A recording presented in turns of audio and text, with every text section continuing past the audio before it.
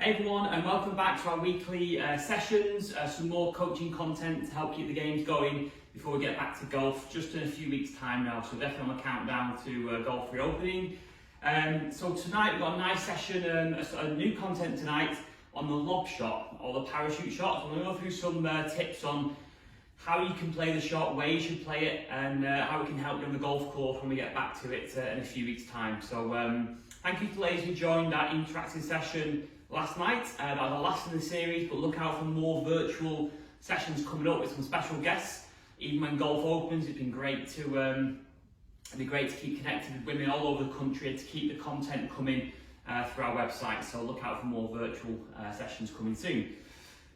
So tonight's content, the parachute shot, the lob shot. So this is the shot where the ball goes, you might see the tour players doing it on the television, the ball goes very high and lands really softly. So it's ideal for when you've got to go over bunkers, over water hazards or penalty areas. So we're going to talk through the technique first of all. Before we get into that, I would say, when you're in and around the greens, the high parachute shot is quite a high tariff shot. So we're going to go through exactly how you can play it. But often, some people attempt this shot when a chip shot with a lock would be more than sufficient. So if you do have a bit of green to work with, so if you're going over a bunker and you need to get your sand wedge, then our chipping tips, which we've gone through in previous weeks, which you can check in the members area, the chipping basic technique of the ball middle, lean to the left. We're not going to get the hands too far forward because that will de-loft it, but we are going to put that weight on that front foot.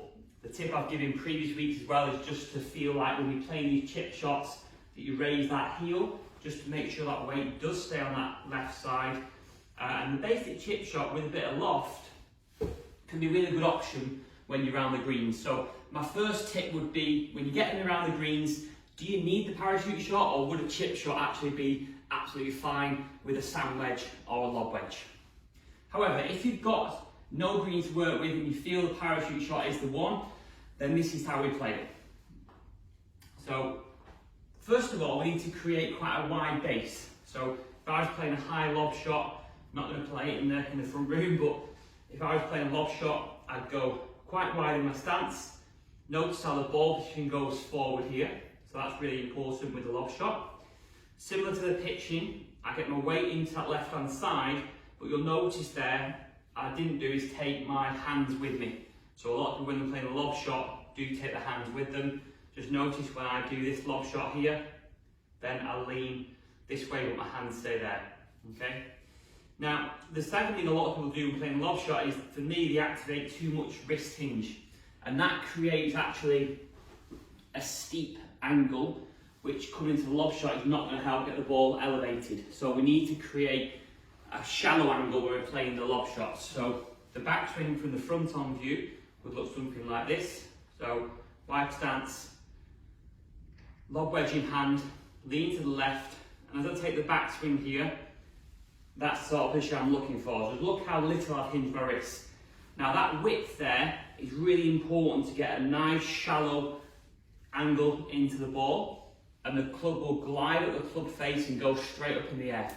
So that's the first tip, make sure that you're nice and wide, okay? And then from there, the two things we need to do is first of all create speed, because you've got lots of loft. We'll come on to the club in a second, but we've got lots of loft, you need lots of speed to get through that ball and it goes straight up. So it's quite an aggressive shot, not too dissimilar to the bunker shot, so in terms of the aggression, wide here and then turn through with the body. So what I'm not doing here is flicking my wrist to try and help it up. I'm creating that width with between the shaft and the wrist here, and the forearm, that nice wide angle, not going to cock the wrist. And from there, I'm going to go all the way through. And a great tip for lob shots is when you've gone past impact, just have a look at the club face and try and get the club face pointing back to your face. Okay? We don't necessarily want to roll the hands over. We want to try and maintain the loft as long as we can. Okay? And Tom Watson and Semi Ballesteros, two great short game players, they used to really work on that. When they finish the shot, keep the loft pointing back to them, and that enables that sharp injection of loft impact the speed will propel the ball up, and then it'll land nice and soft on the green.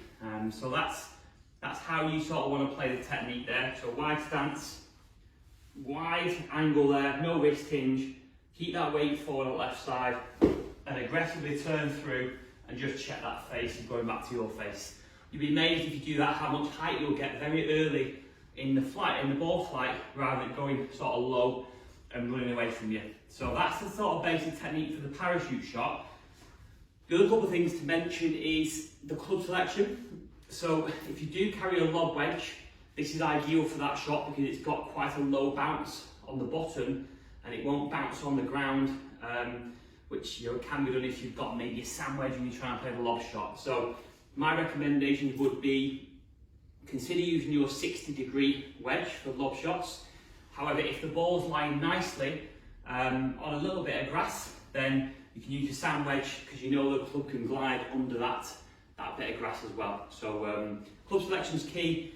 Assess the lie. If it's lying very poorly and nestled down, this really isn't going to work too well. So then you might have to go back to that chip shot at the start and get the leading edge entering the ground to get a bit of lift. But if it's lying nicely, one to try on the golf course, it'll really help get that ball up and down and land nice and soft, and it shouldn't release too much when it hits the ground. You've got lots of backspin on the ball as well.